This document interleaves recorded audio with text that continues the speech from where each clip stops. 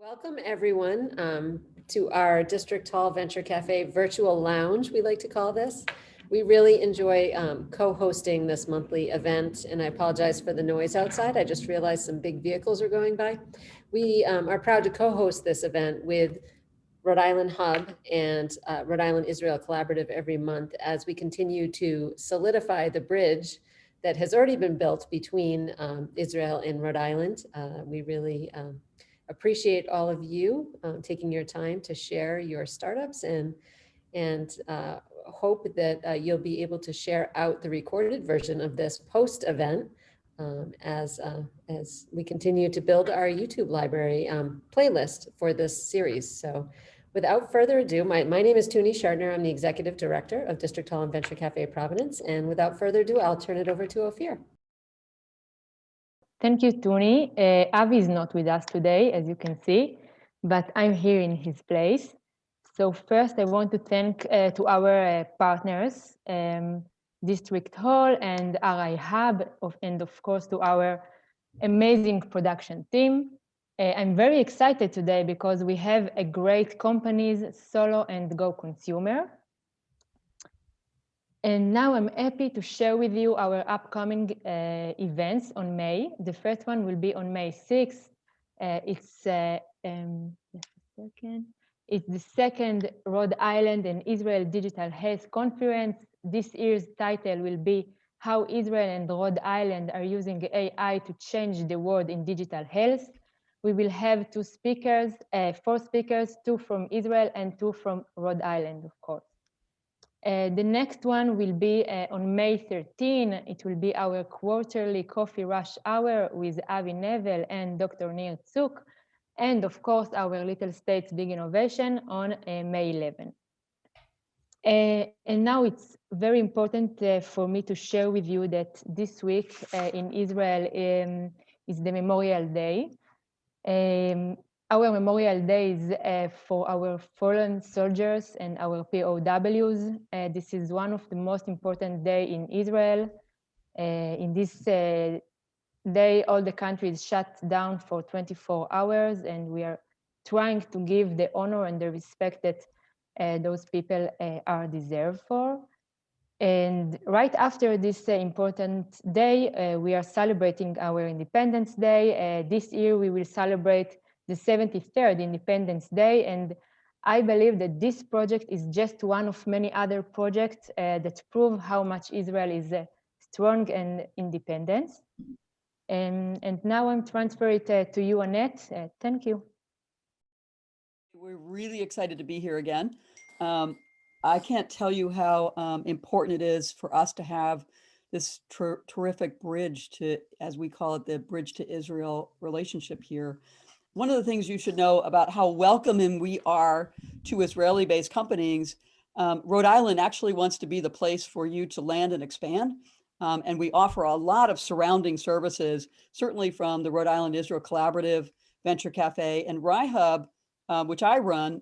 We offer a bridge program that helps you to incubate here. We give you 6 months free office space, and then surround you with things like our venture mentoring, making introductions to corporations and other organizations locally that might be helpful.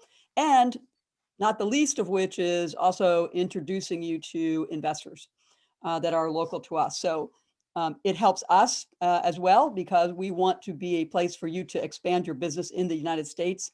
We're 3 hours from New York, 1 hour from Boston, perfect location, better beaches, better food, all of that. So we really want you to think about Rhode Island when you're considering a place to go and expand in the US. So we have 2 unbelievably terrific companies today. I'm excited to introduce both of them. And the one we're going to start with is Roy Tal from Solo.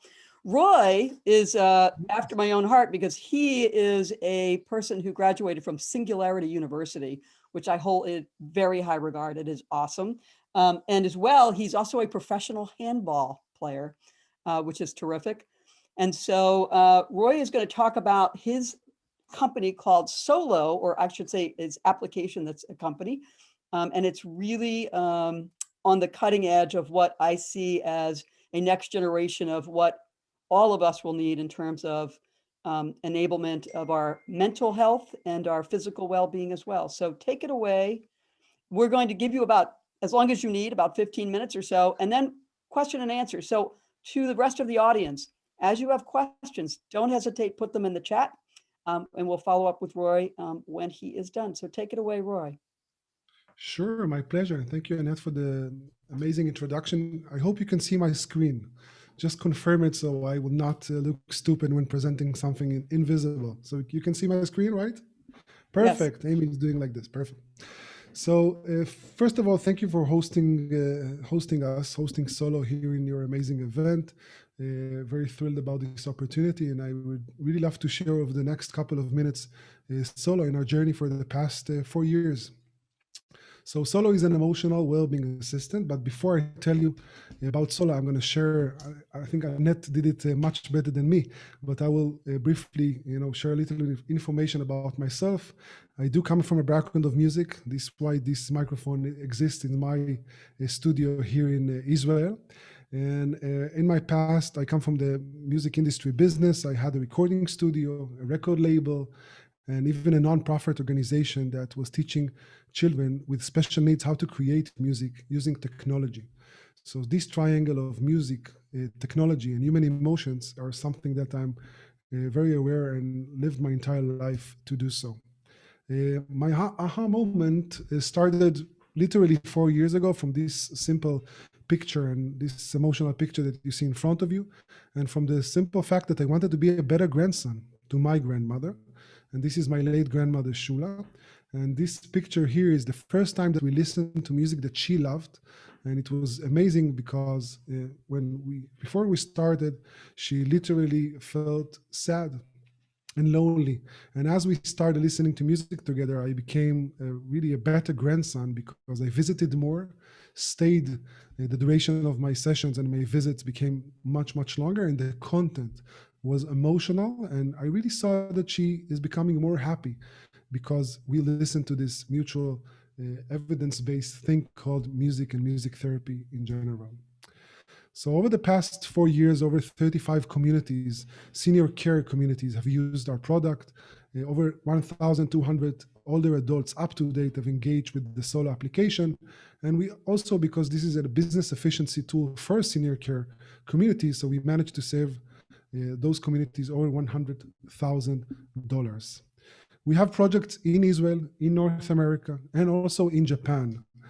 Starting from really 3 accelerator programs that we managed to complete in North America and in Israel and Japan, 3 active POCs with Fujifilm, Kyocera, and Toa in Japan, companies working with our technology to improve the lives of older adults in Japan, and already paying customers in North America.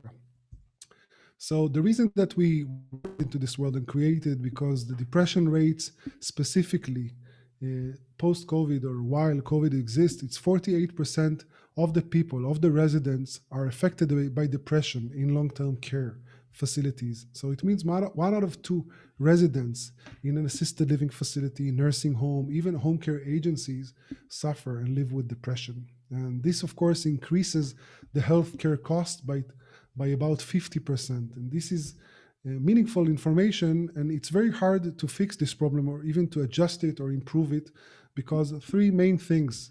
First of all, it's very hard to measure emotional well-being. Now people use like daily intakes. They ask Grandpa Dave, how are you feeling today? Are you sad? Are you happy? So it's very difficult to measure human emotions in an objective way. The second thing is it's very pricey. If in a very perfect world, you would have a music therapist for each resident in every senior community in the United States, but of course it will cost the community over $25,000 a month to provide 1 hour of activity from a professional therapist. And last but not least, it's a very slow and complex process. The technology barriers, especially for older adults, slow down the adoption rates. So it's very hard to integrate new technologies for the older adults space. And so this is why we invented Solo. Solo has 4 main ideas in mind when coming to market. First of all, our mobile app is contactless. It uses your face in order to recognize your emotions. So this is especially in COVID times, you don't have to touch the device in order to activate the app. So completely face activated. Secondly, data-driven. It monitors the mood and energy levels from your face. So again, older adults, happy older adults, or smiling older adults are very important, but our app is data-driven and shows it in actual real numbers. Time efficiency. Now, if you want to personalize or you want to onboard a certain system or certain app into an older adult space, and specifically, not specifically older adults, it takes about 2 or 3 weeks to do so. In our app, it takes less than 60 seconds to set up, onboard, and personalize the app, and last but not least, hyper-personalized. We use artificial intelligence and machine learning to adapt and to learn the preferences of the older adults and to adapt to their emotional needs. And as a great whole, it makes a great companion to them. And why we use AI, or why solo AI can read your face better and can detect your emotions better, because it collects a lot of data. In a single session by one user, we collect over 7,000 data points, only from 42 muscles in your face. And this is how we detect 7 main emotions using your face. And it works on all ages and demographics. So different ages can use it as well, different physical conditions and mental and cognitive conditions. And this is why it's also a good fit for non-verbal people. For example, let's meet Donna.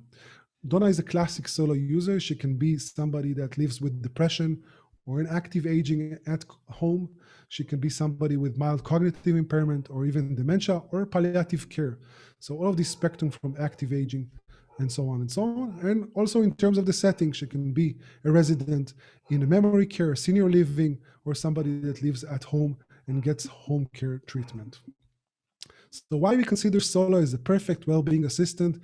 Because it's very easy to work with Solo as part of your team. It can work 24/7. It doesn't require training. It's already trained, and it doesn't suffer from the main problem today in staffing of a nursing home, no turnover. And this is one of the things that AI provides us as an augmented to the reality of the staff of the senior care. So what Solo actually does, first of all, it knows how you feel. So we managed to create an emotion detection mechanism that in 20 seconds, I can know what is the mood and what is the energy levels of Donna, of Grandma Donna. So for us, it takes 20 seconds, all using the built-in camera of the device to detect 2 things. First of all, how is Grandma Donna feeling today? Secondly, what is the desired outcome? What is the emotional goal? Where we want to take Grandma Donna? And this is done, again, non-invasive, very, very simple emotion detection in our algorithm. Then we recommend the content. We say, okay, Grandma Donna is feeling like this. We want to take her and make her feel like this, better, happier, calmer, stronger, whatever we want to make her feel. Now our algorithm scans all of the database that contains mindfulness meditations, music videos, karaoke videos, and even virtual travels, the ability to see Champs-Élysées and to also listen to French music. And then we recommend for Donna, literally the content that is a right fit for her. But this is a recommendation system, not like Spotify or YouTube, where you can choose or click mood, happy, party with friends. This is all done using your face to create this engaging self-care activity. So while Grandma Donna will listen to the music, our algorithm will change the selection of songs according to her emotional response.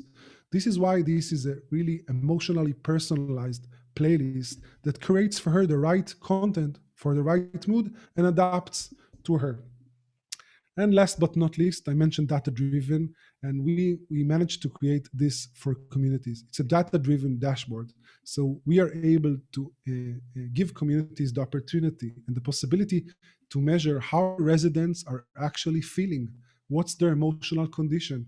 Are they happy? Are they sad? Are they calm? Are they emotional?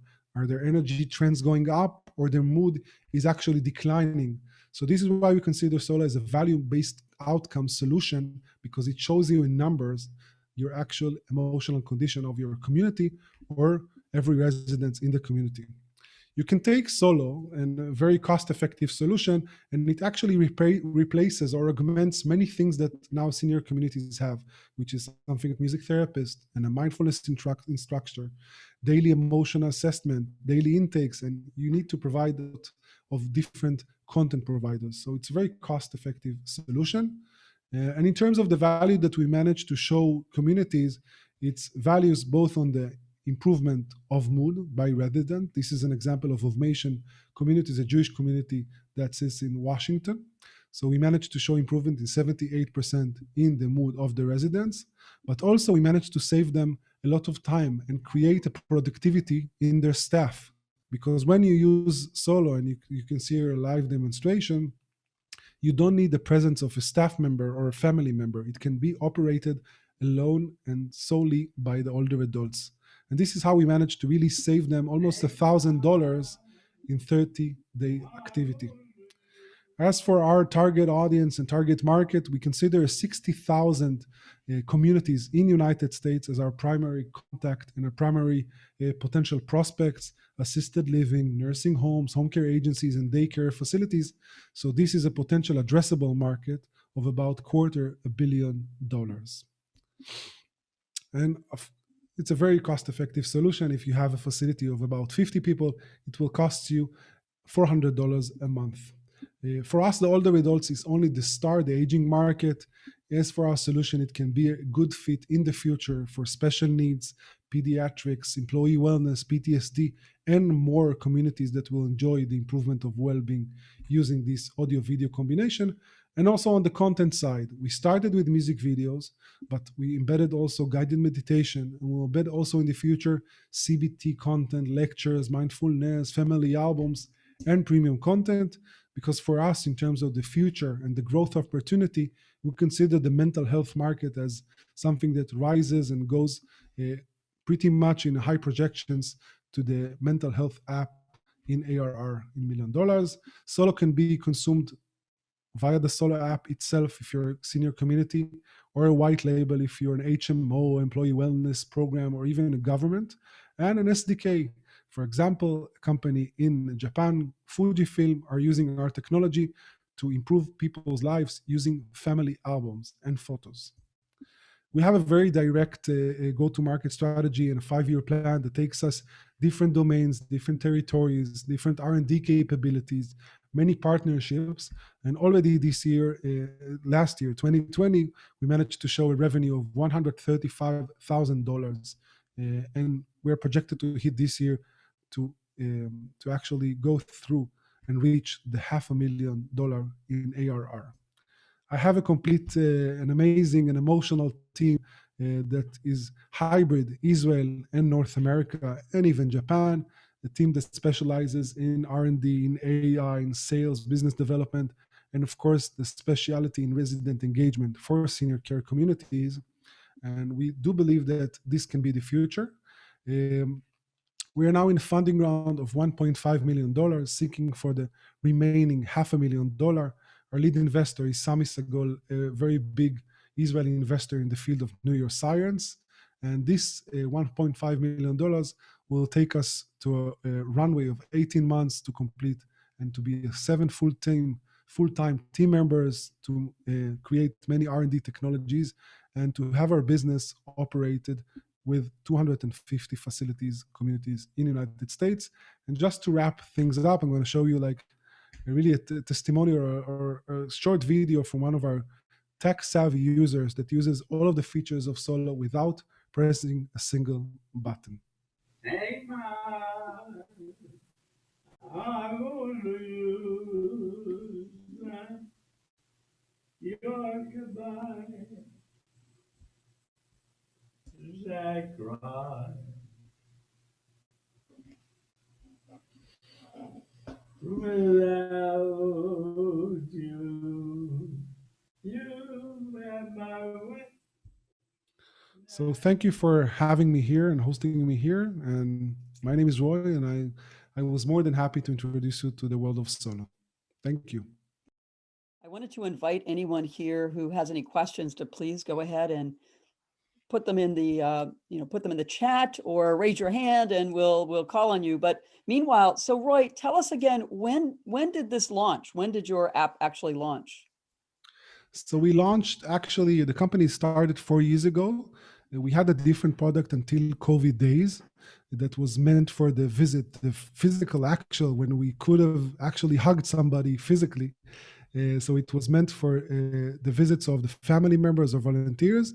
And a year ago, in March 2020, we pivoted completely and created a solo solution that is the right fit for COVID days. Interesting. So COVID had a huge effect, and frankly, awesome that you were able to actually get over $100,000 in revenue last year. That's a huge sign. A question about algorithms. So, did you all actually create the facial recognition with the I think you said 48 measurements in terms of the way people look and the way they behave? Did you create that natively, or was that something you were able to get somewhere else? So we created it, it's our own IP in terms of the technology that we created and are using right now. It's designed with the rationale of it's not a system, but a facial action coding system that was invented about 30 years ago that mentioned that you have 7 main emotions in your face that can be portrayed in every demographic, every culture, and even monkeys. And the 7 main emotions are something that can be analyzed with 42 muscles in your face. And we felt it's the right choice, not going into voice recognition or not going to other biometrics, because especially in the older adult space, some are non-verbal. And also when you listen to the music, sometimes your voice can be completely different from when you are not listening to music. And this is why we chose the facial recognition, and we can really see that the combination with the audio video content works amazingly for us. Yeah, I was wondering, as you were saying it, I was wondering if, adding the voice would be actually enabling even a better recognition, but maybe not. Maybe that's just not necessary. So that's really interesting. So in terms of your sales distribution, I mean, it's clear. I mean, by the way, I really appreciate a really thoughtful presentation and what you guys have been thinking about in terms of how you're going to go to market. Have you, I'm sure you have, considered one day actually going B2C, direct to consumers who might want to be able to measure something, or maybe there's somebody at home that they'd like to use this with? I completely agree. I think that having the statistics tell us that 98% of our actual market lives at home, and it is the B2C market. We started with the B2B because, of course, as a young startup, it's much easier to prove, to validate, and to create the initial traction. Having said that, we do consider the B2C as our primary target audience after we complete this validation in the B2B world, and we can definitely consider this something that goes to B2C domains and go to not older adults, specifically children with autism who are verbal or not verbal, many other different use cases that can be derived from this solo application.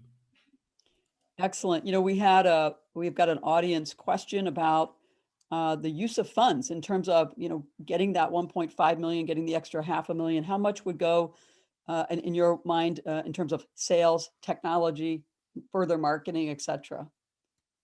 So I would be really happy to send like a very detailed budget and a nice pie chart that really tells the story where the money will go. But I think it's a combination between very strong R&D capabilities that we want to complete this year, and also sales and marketing, because we want to reach to this 140 communities, paying communities this year to prove the traction, to prove the validation of our solo app. And this is how we can scale to other territories like Europe and more. So it's a combination of both. I will be happy to send an Excel sheets if somebody is interested. Yes, any investors out there, let us know. We're happy to connect you up. I have another question about the United States. So it sounds like you have a group of people already here in the United States.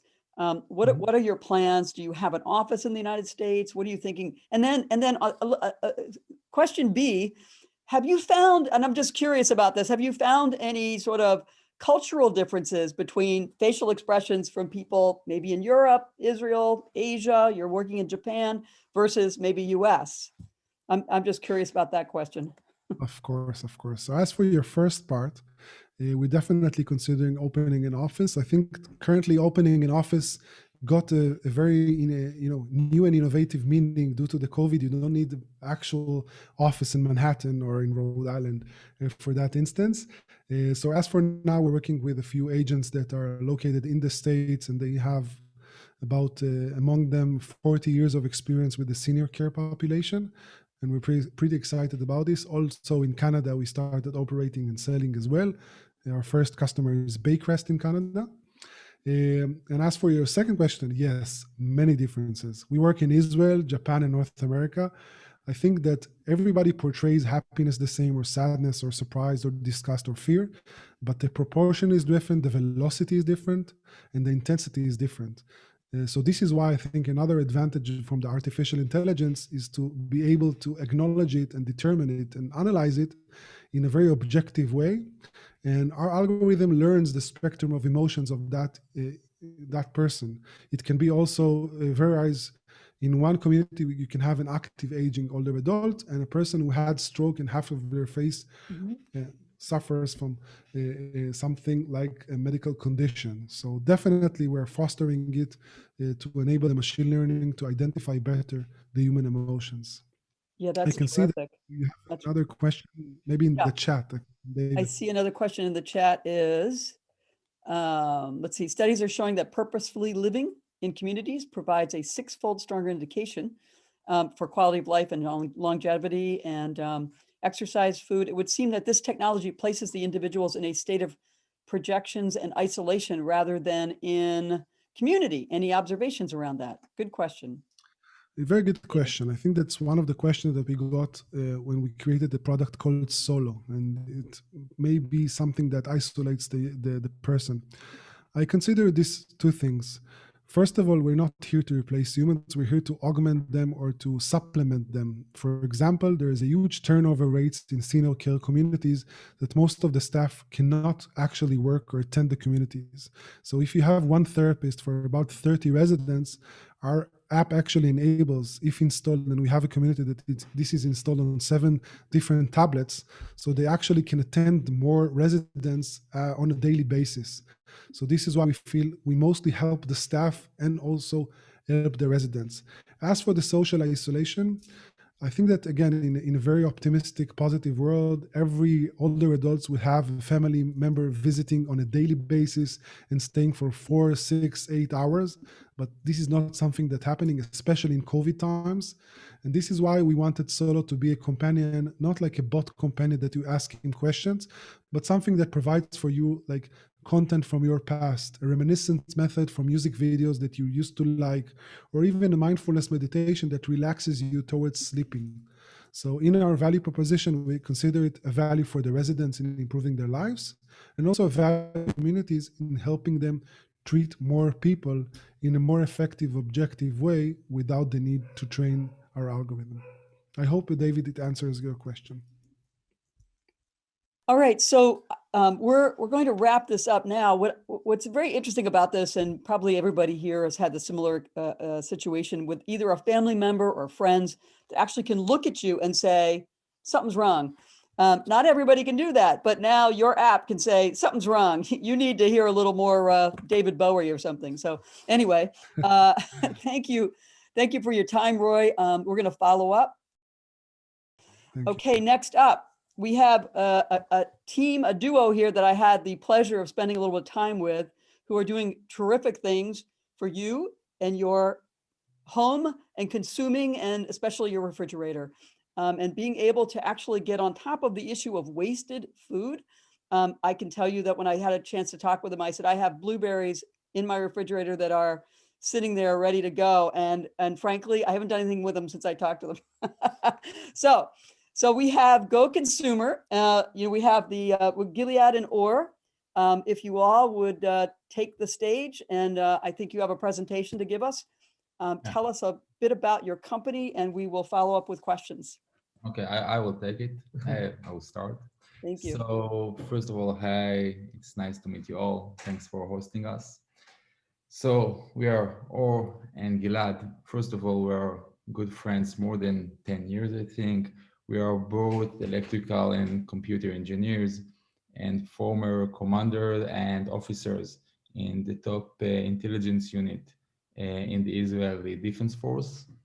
And after 7 years of experience working with the top tech companies and startups in Israel as a product and R&D leaders, we founded Go Consumer, where the main mission is actually to provide the consumers with the new grocery shopping and in-home consumption experience.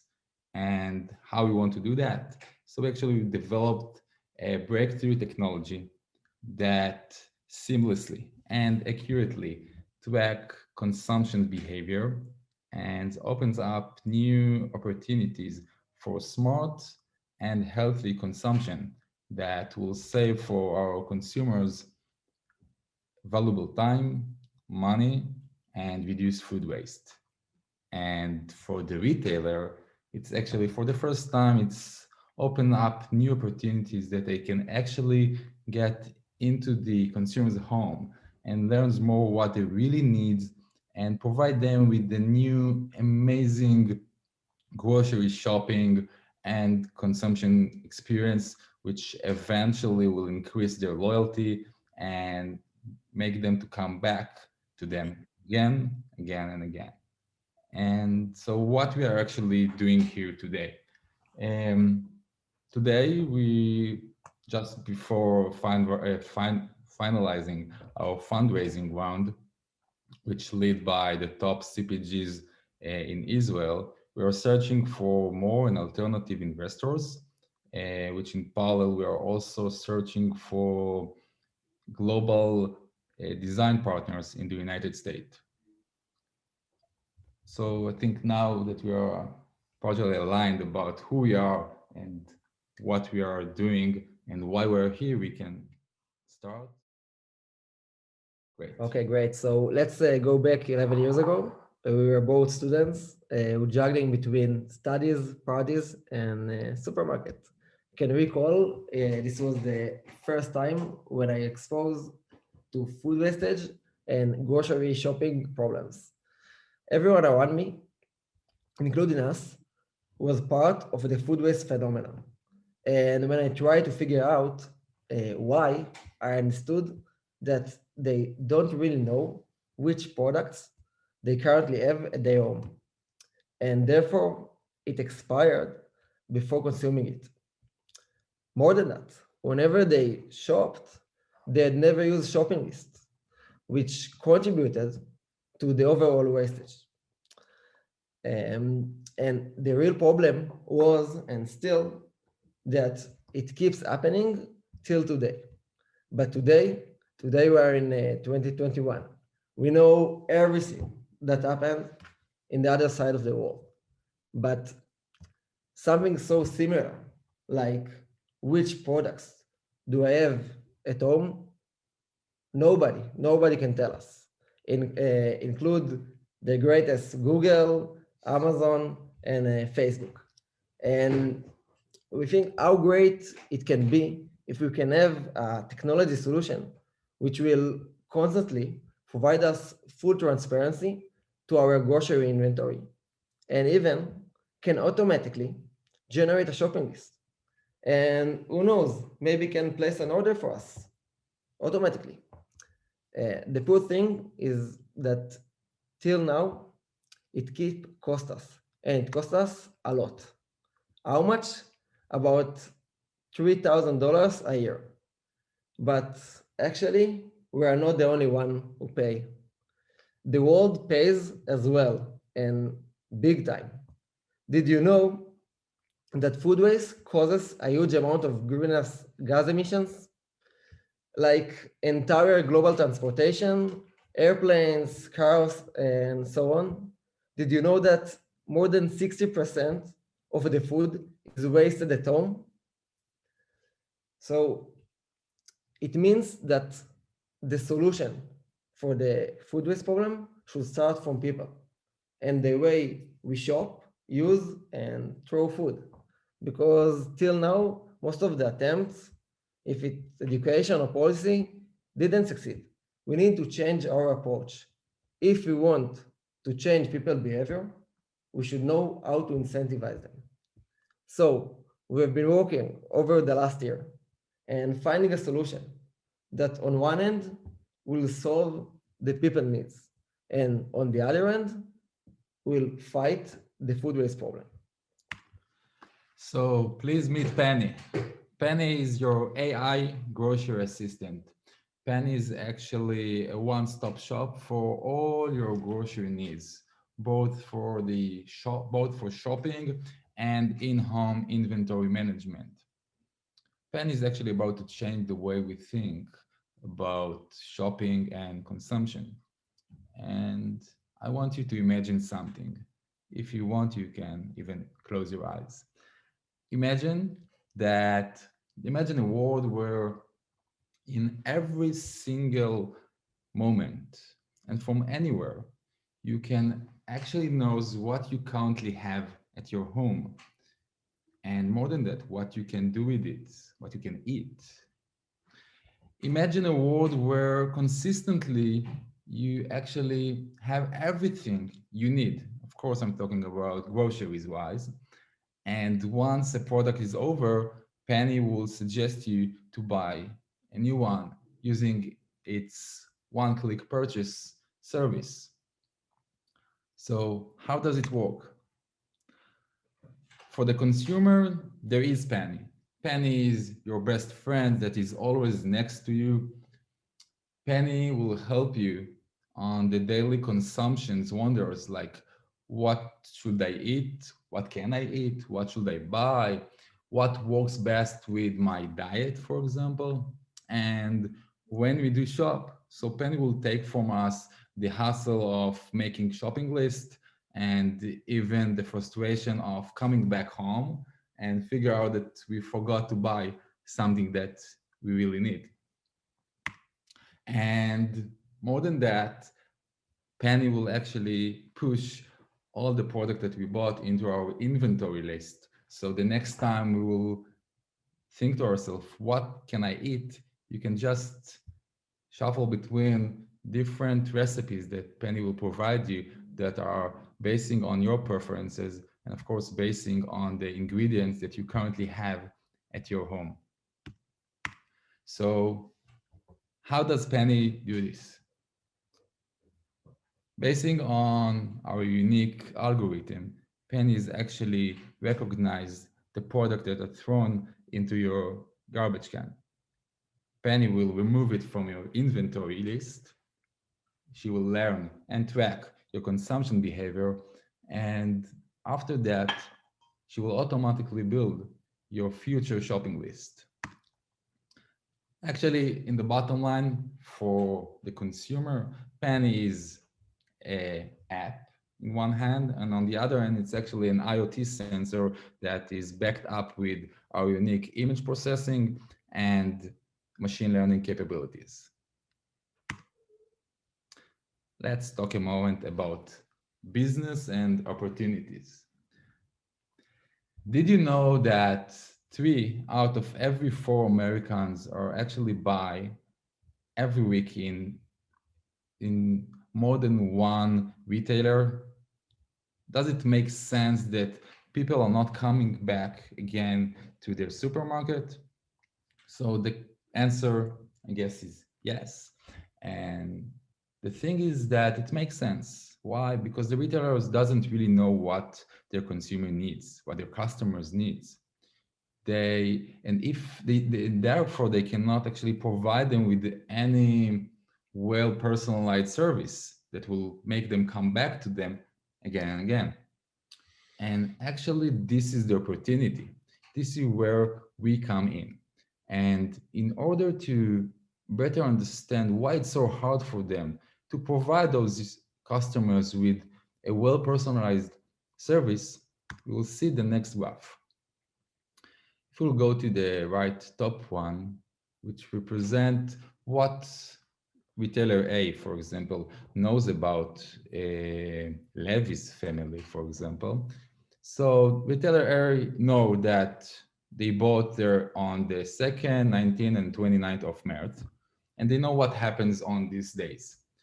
For example, on the bottom graph, we can see that other retailers know the same thing, but on different days for different purchases. But the thing is that they don't know anything more than that. And the reason for that is that actually while shopping is a single event, the consumption is actually a series of continuous events. And we can see it clearly on the left and big graph, where while the retailer A, for example, knows what happens or what you have on May the 2nd, Penny knows what happens later.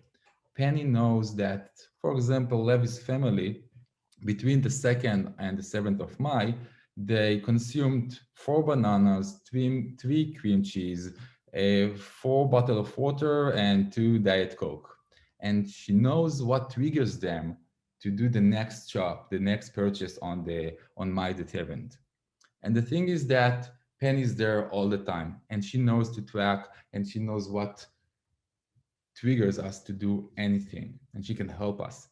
And the thing is that even that the retailers are trying to be more personalized and suggest such a thing, in the reality, they will suggest the family, the Levi's family, on the 19th, on May the 19th, whenever they come back to them, they will suggest them, for example, another 4 milks, because this is what happens on May the 2nd, while they don't know, that they already have 2 at their home because they have 2 other purchases.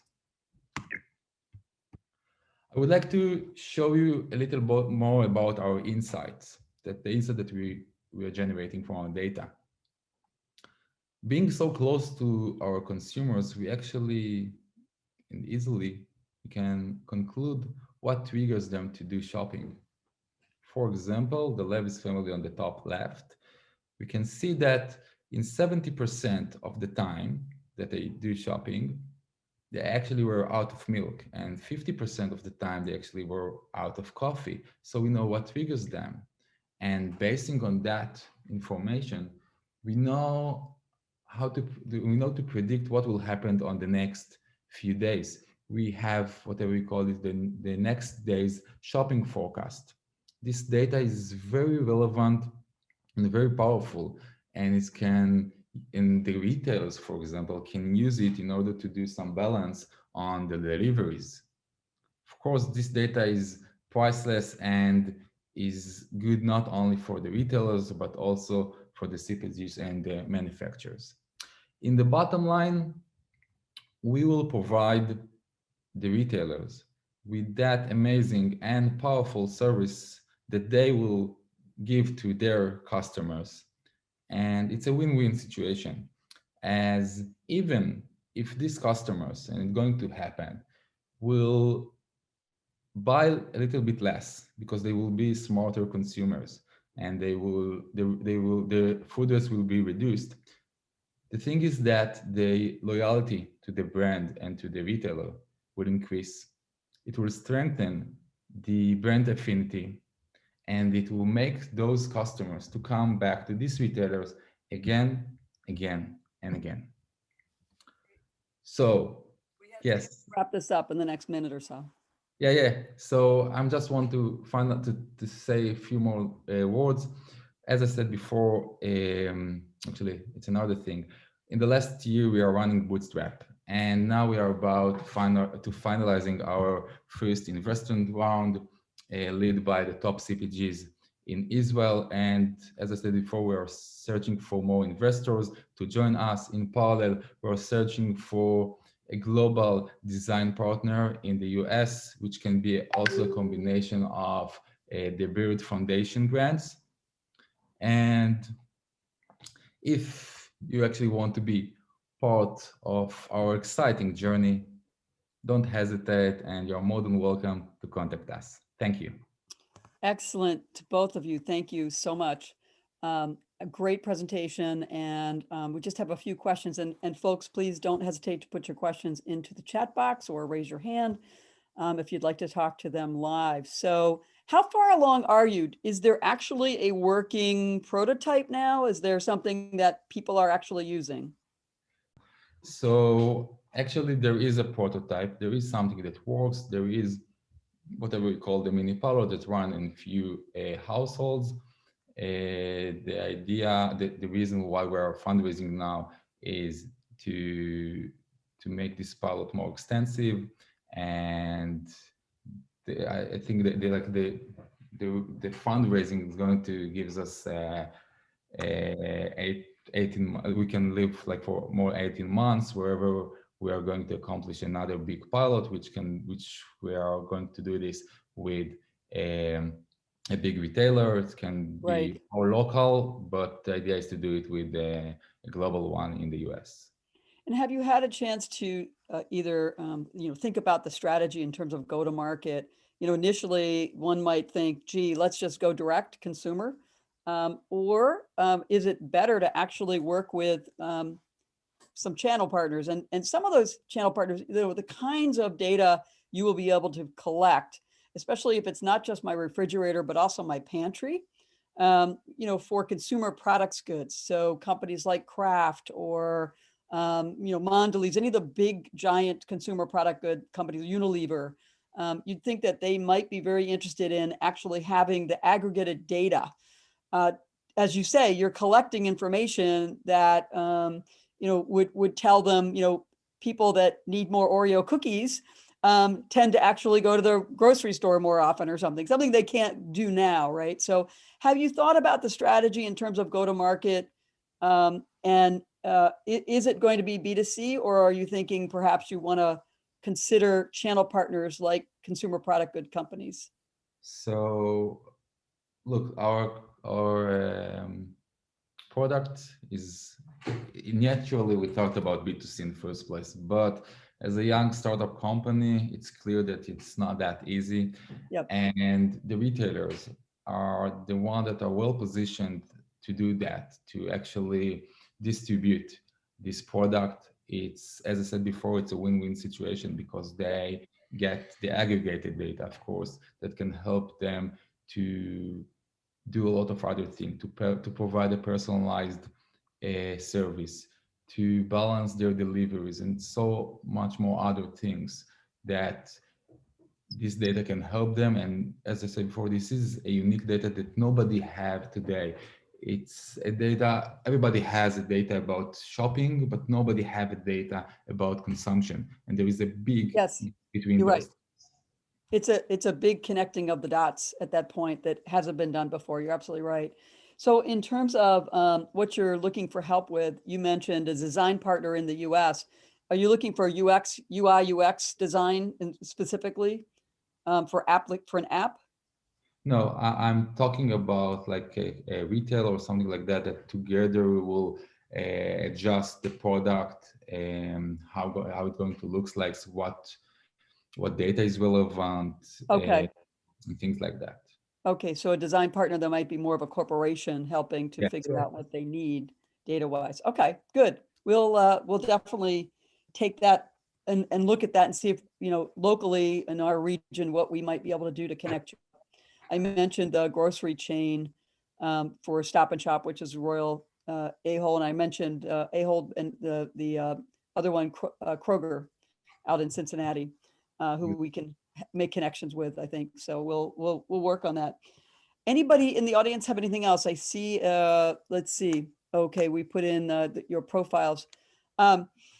Without a doubt, I think you guys are onto something in terms of connecting up the dots. I think there's one more quick question, which is for the home consumer.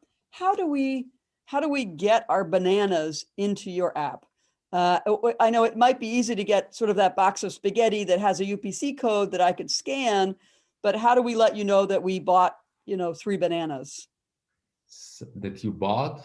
So there is two things. There is the input that we actually get it from different ways.